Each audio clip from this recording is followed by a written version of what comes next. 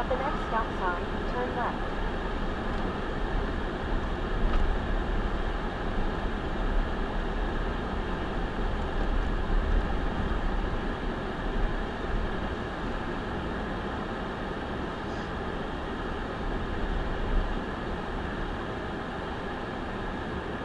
At the stop sign, turn left onto Cooley Lake Road.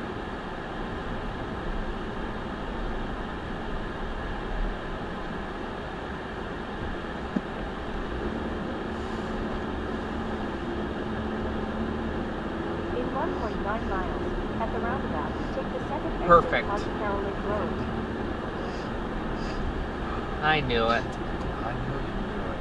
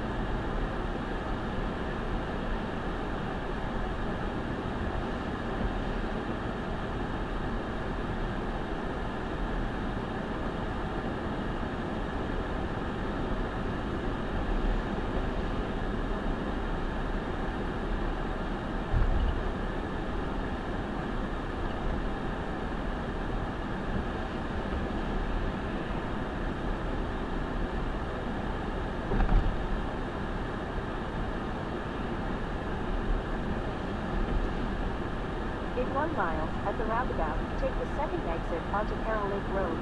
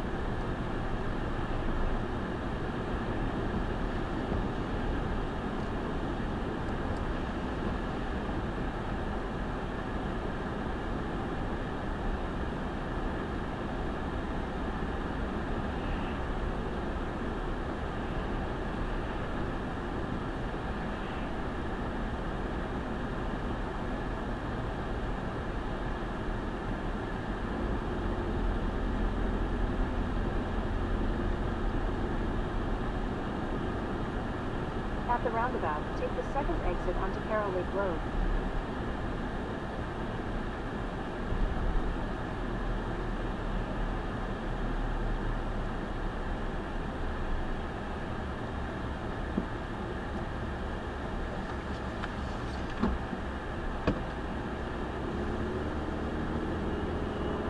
In 1.5 miles, turn left onto East Commerce Road.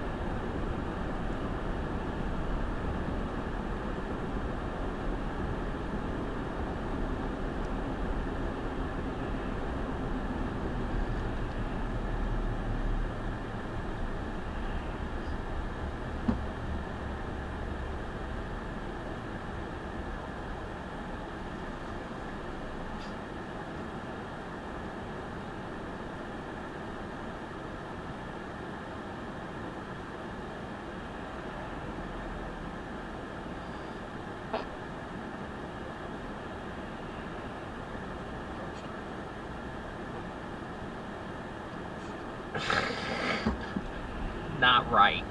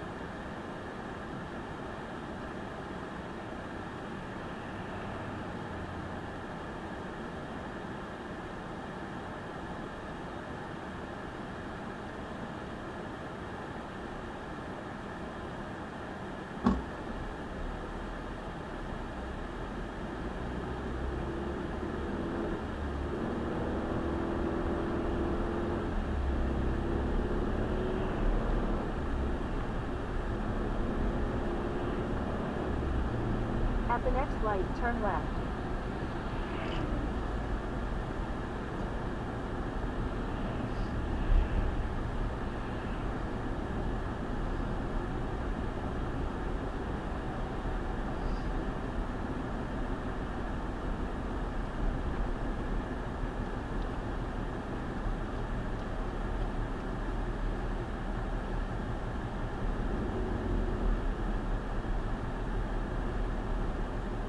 At the light, turn left onto East Commerce Road.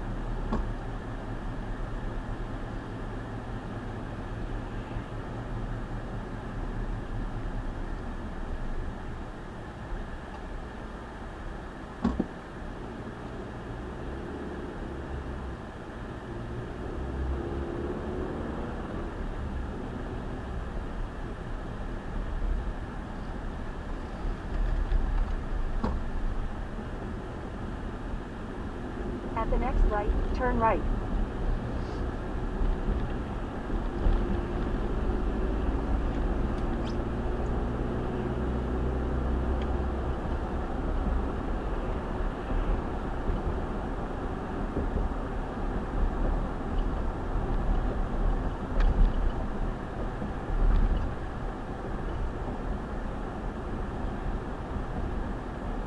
I'm gonna shake. At the light, turn right onto New Tin Road.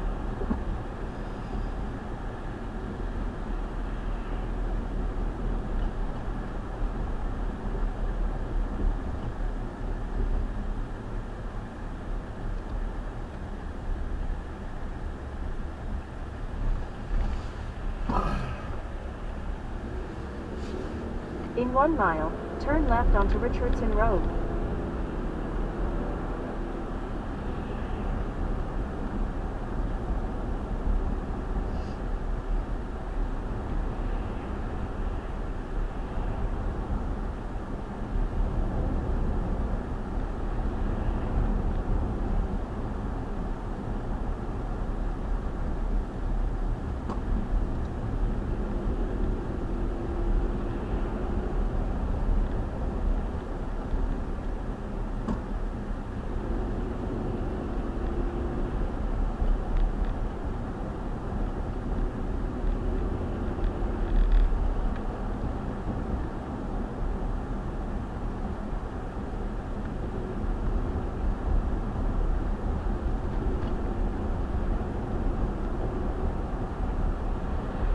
At the next light, turn left.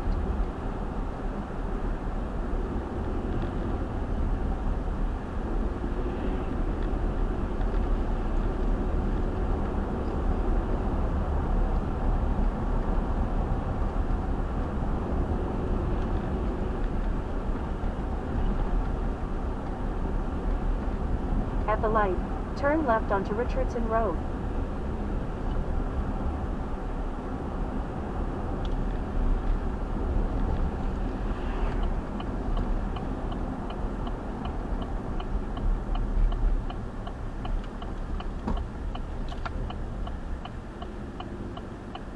In 3/4 of a mile, turn right onto Pioneer Drive.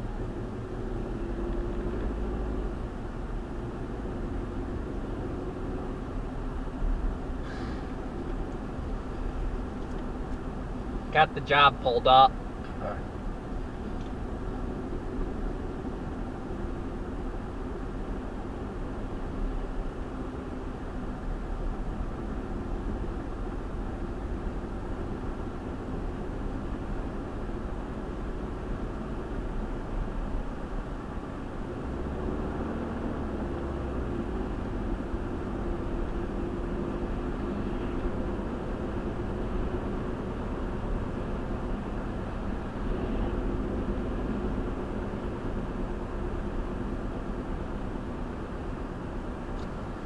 Turn right onto Pioneer Drive.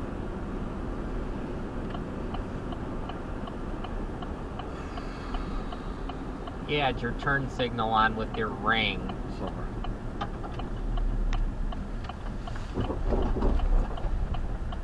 In a 1/4 mile, turn right.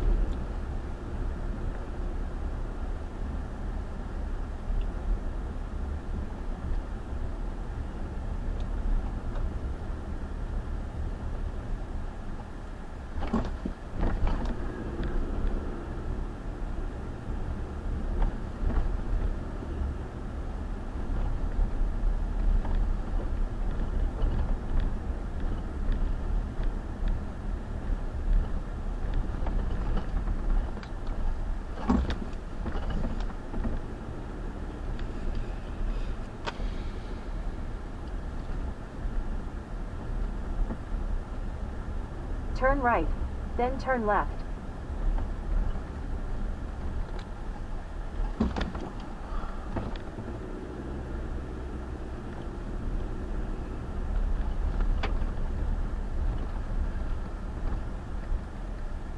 Arrived.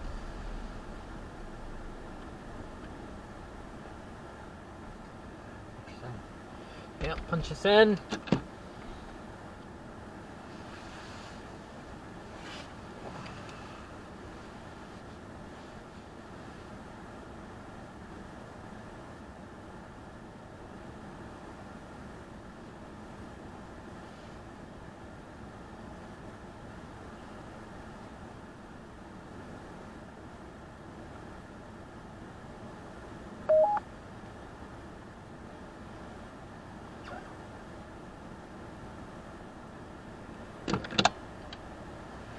Alright. Alright. Turn around or? Yeah, turn around.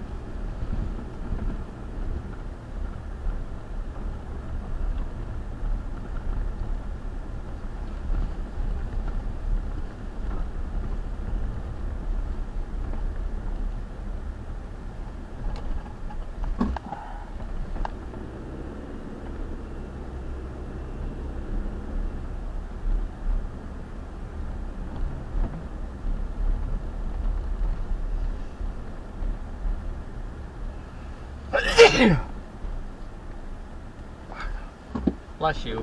Thank you. Ah, we haven't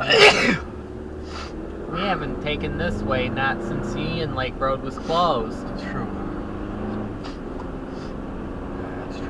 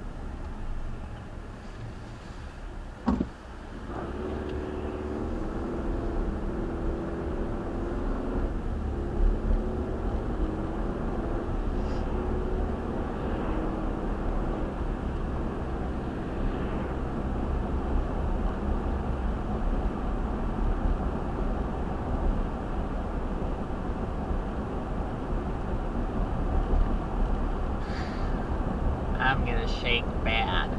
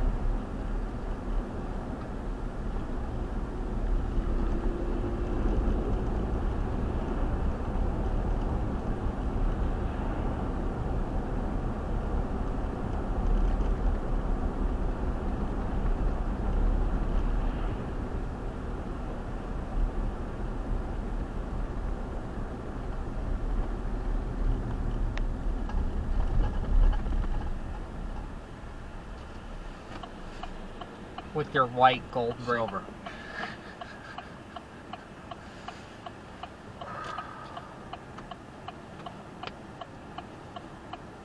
I would be a little intimidating back as well. Yeah. Right, right, exactly. So I probably would have see it handled from it both sides. like her. Like I would have maybe had my guard up a little bit too and been a little bit more defensive and unsure. If John, and I didn't know you, you walked up to my window, even if I saw you approaching, I would still be a little bit, you know, not as friendly as I normally am, I think. I get both sides. That's crazy.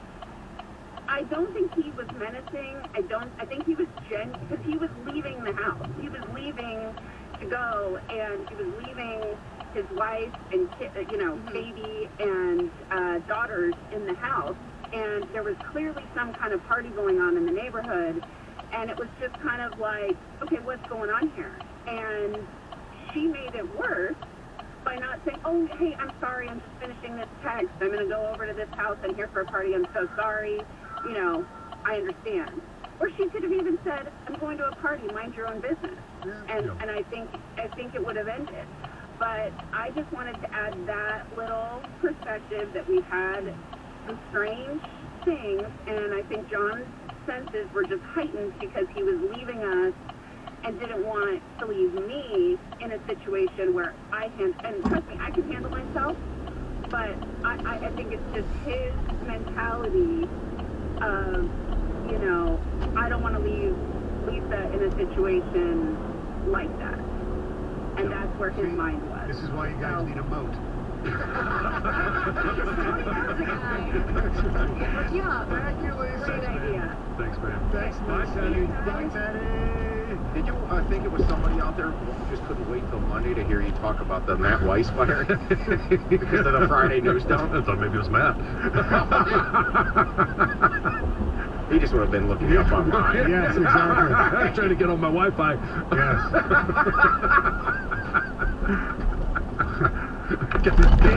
Dave in Detroit, you're on 97 on the ticket. Hey guys, I have sort of like kind of the same take on that as John, but I would have took maybe a little more cautious approach.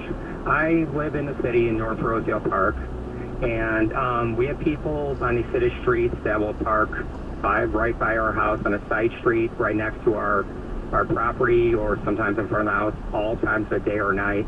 Mostly days, sometimes at night, but sometimes people be there at night for several hours. And it's just, you know, nobody approaches them.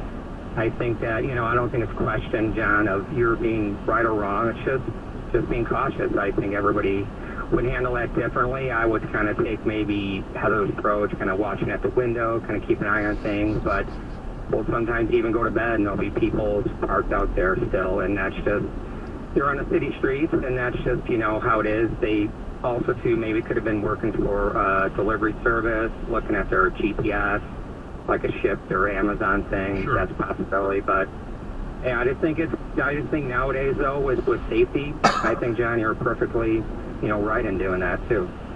Well, thanks, Dave. Right, as long as you do it in a polite way, which it seems like you did. To his point, like, it's not common, and like Lisa mentioned, we have had some unusual events.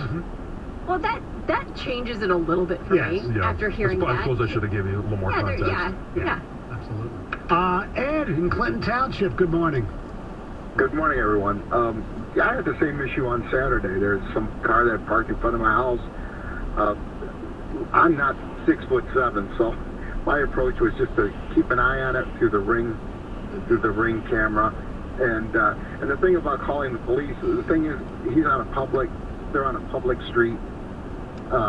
You know, suspicion. They'll tell you suspicion isn't a crime. Yeah. And you just keep an eye out. I guess that's what, you know. Now, John, did you have your game face on? Or did you have that? I don't know what. Makes a big difference. I had the only thing, I don't know if I was smiling and jovial. I had my concerned face What's on. going on there? One of the greatest questions in press conference history was somebody asked Bobby Knight about his game face. He went, of course, you can't see this on the radio, but you know, if people know what I'm talking about. Why is it? I can even see Greg in here. Like the first time somebody said something about, you know, oh, you're 6'7", everybody in here all of a sudden puts their arms out to their sides and they walk like they're waddling up to the car. Greg just did it talking to another caller. I'm like, is that how you guys picture how I walk? You're very menacing. He's a monster. Jansenstein. I have a complex on how I walk now. You are Jansenstein. Joanne in Detroit. What's going on? Hi. Hi. Hi, how you doing? Good. I just wanted to extend my thoughts about it. I don't think he did anything wrong from the very beginning, because when he walked up on her and asked her was she okay or could he help her, that part was fine. But after she told him that she was okay, you know, leave me alone or whatever, that should have been the end of it. And if he was more concerned, he should have notified his neighbors and said, hey, there's a lady out in front of your house, you know, keep a lookout out the window because they're elderly. And if she's there more than 30 minutes or whatever, contact the police. And it escalated when he, you know, kept asking her, can I help you? Can I help you? And she said, no, I'm all right. Now, if she was having a medical situation, that would have been fine. But after she told him, I'm all right, leave me alone, he should have left her alone, because that way it seemed like he was bordering on harassment. And being a big guy, too, like if I've stopped, you know, in front of places if I'm looking for something, you know, I don't know where I am, I'm in a city that I'm not familiar with. If he would have walked up on me being 6'7", and I'm only 5'3" and 72 years old, my hand would have been on my pistol. Okay. All right, Joanne, no, I understand your point of view. Yeah. I see that. That's constructive clearer now. criticism. Yeah. Thank you for calling. Thank you, Joanne. Well, like I said, you didn't do anything wrong from the very, very beginning, because you were concerned she was sitting there by herself. She could have had a medical emergency. She could have been having a heart attack or something like that. But after, John, she told you she was all right, you should have let it go. Thanks for the call, Joanne. Appreciate it. Let's say good morning to Will in Detroit. You're a 97 on the ticket. John, you were right, but also, again, I told the call taker, I probably wouldn't have done it the same way. I'm a little bit more suspicious of people because I'm retired from law enforcement. Yeah. And as far as it goes, now that knowing that people have come to your house saying, hey, look, let me look in. All right, now we're back on track. I would have called the police now, because how do you know she's not stalking you? We don't know what's going on. Back and on for you track to- now. Hey, if she was having a medical emergency, cool. What if she was right. having a mental breakdown and you just asking, are you okay? Are you okay?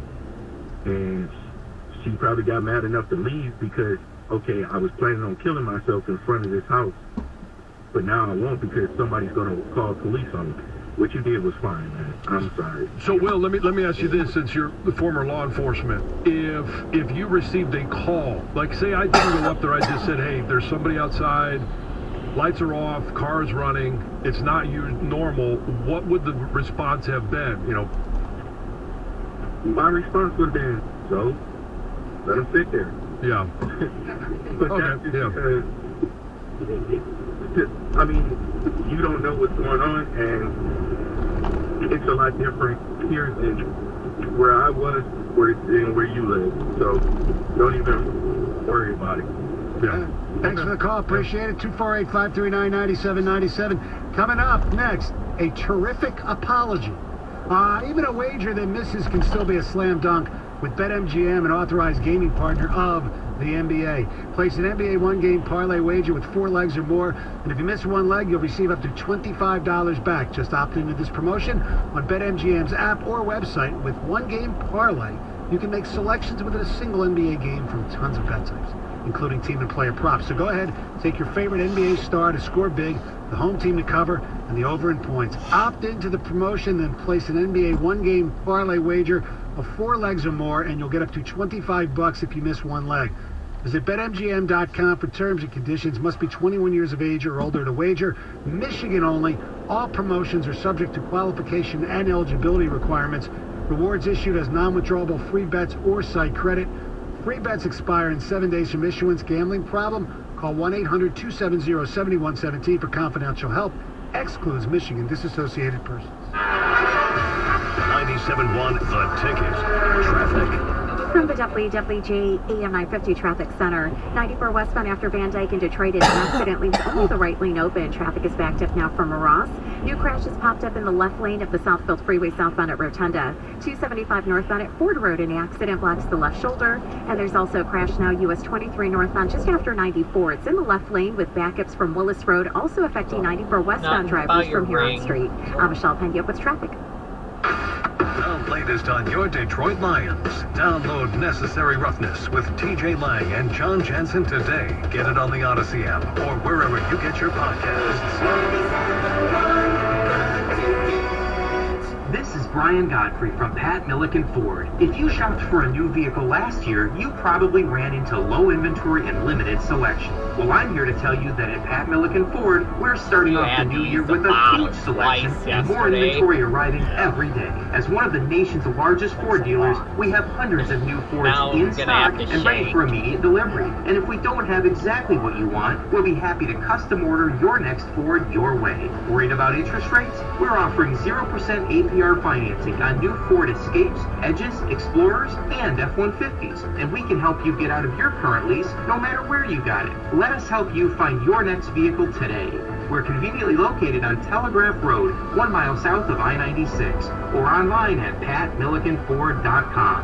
Pat Milliken Ford, over 60 years of delivering the experience you deserve. 0% APR for 36 months with Ford credit approval. Excludes Lightning, Limited, Tremor, and Grafter. Expires 4/3/23. Dr. Trudy Fleer here with the 5G Home Recovery Podcast. Let's talk about mobile users getting priority over T-Mobile home internet users, shall we? You don't know them. Turn Why blades should around they with take your your brain internet? over. I get it. We're raised to share, but always coming in second, paying to be taken advantage of? No thank you. With Xfinity, there's only one priority, and that is YOU. So come on, people, say yes to Xfinity. Learn more at xfinity.com/TMOFax.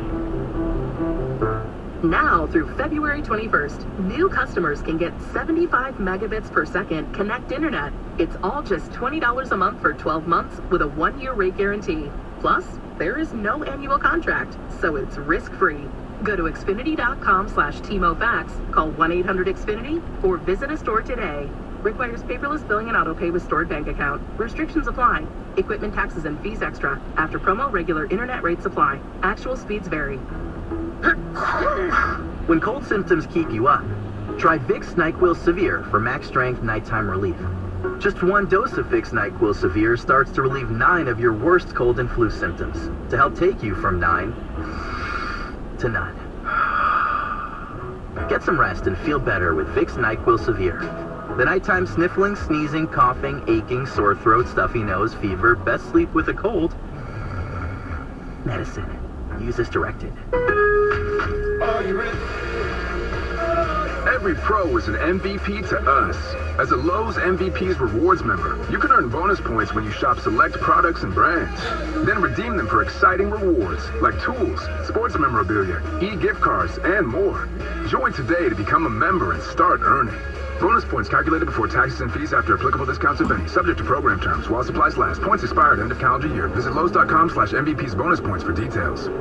My heart was racing just making spaghetti. I could have waited to tell my doctor, but I didn't wait. I was short of breath just reading a book. I could have delayed telling my doctor, but I didn't wait.